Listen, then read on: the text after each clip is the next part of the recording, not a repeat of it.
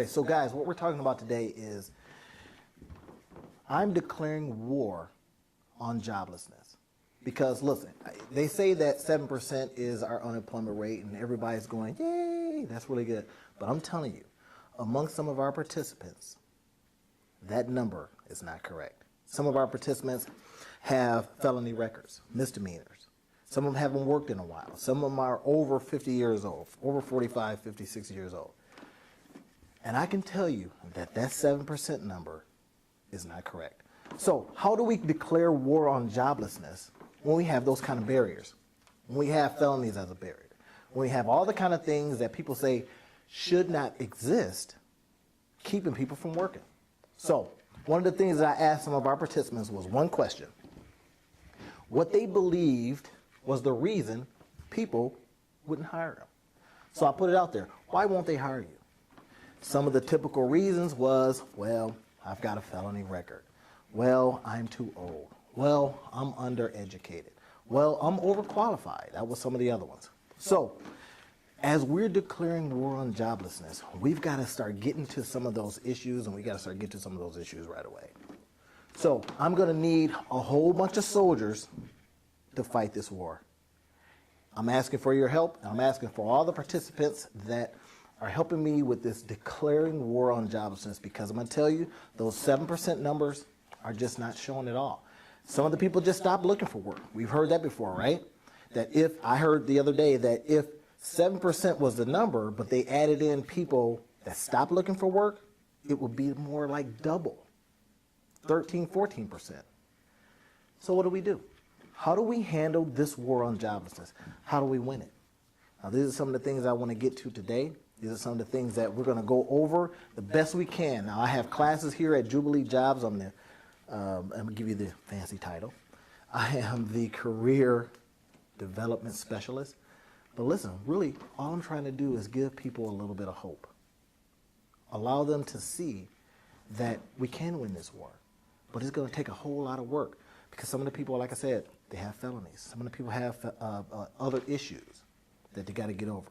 And we've got to gain the trust of the employers before we can present people to them to hire. Now, what are we going to do? One of the things that I'm finding that's working very, very well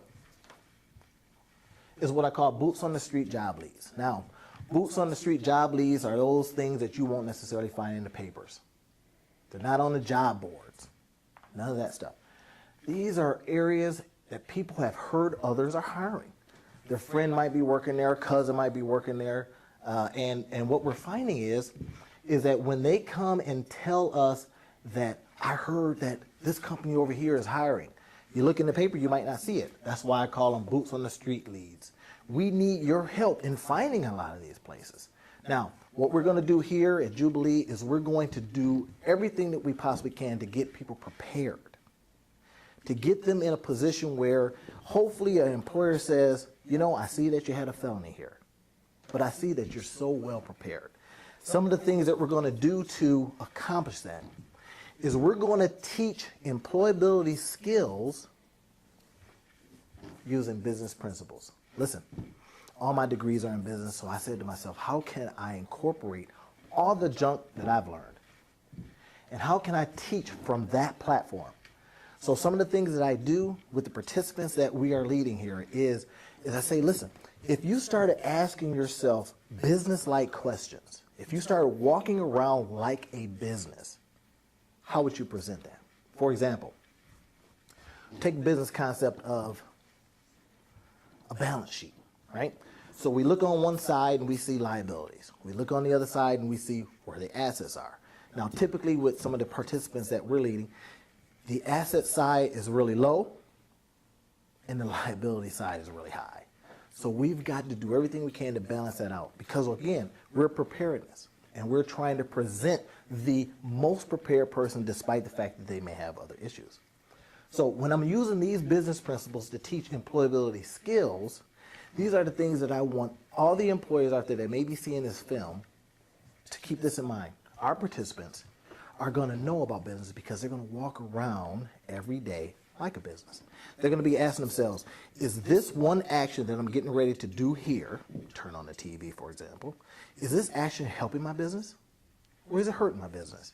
And if you're the business, you're the product, you're the person that's walking around asking yourself, what do I need to do every single day to get better, like a business, then hopefully that decision, instead of turning on the TV, turns to maybe putting in a couple more applications. Maybe it talks about networking. Maybe you do other things that help you improve your business. Now, again, like I said, I'm just talking from the standpoint of teaching business principles to improve employability skills. Because we got to win this war, guys. We have to win this war. I don't want anyone to have to ask, to wonder about that question. Why won't they hire you? All right? I don't want them to ever say, they won't hire me because I'm not putting in the time. They won't hire me because I'm not prepared. I don't want them ever to have to say that. So we're going to be doing our best, our level best here at Jubilee Jobs to prepare you to enter the workforce, but not just enter the workforce with some of the traditional boring stuff that you always get. Cover letters, mock interviews, resumes, yeah, right? I'm already falling asleep.